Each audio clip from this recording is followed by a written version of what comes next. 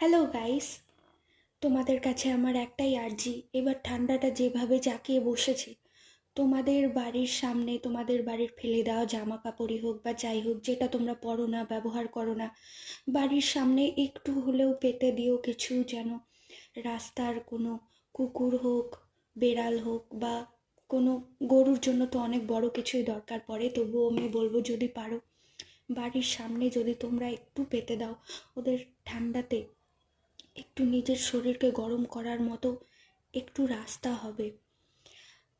আমরা দেখো বাড়িতেই থাকতে পারছি না ঠান্ডাতে, বাড়িতে সোয়েটার, কম্বল, টুপি সমস্ত কিছু গায়ে দিয়ে থাকছি, তবুও আমাদের ঠান্ডা যাচ্ছে না। তোমরা চিন্তা করো, ওরা খালি গায়ে রাস্তাতে কত কষ্ট করে কাটাচ্ছে।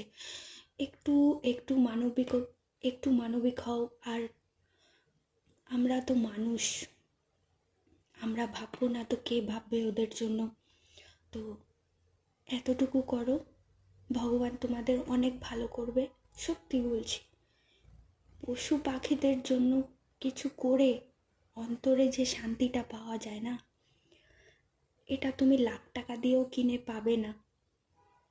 একবার অন্তত করে দেখো, তোমার দ্বারা কারোর যদি এতটুকু আরাম হয় বা ভালো হয়, এর চেয়ে এর চেয়ে খুশির না আর ঠিকানা থাকে না। একবার ট্রাই করেই দেখো না, দেখবে খুব ভালো লাগবে।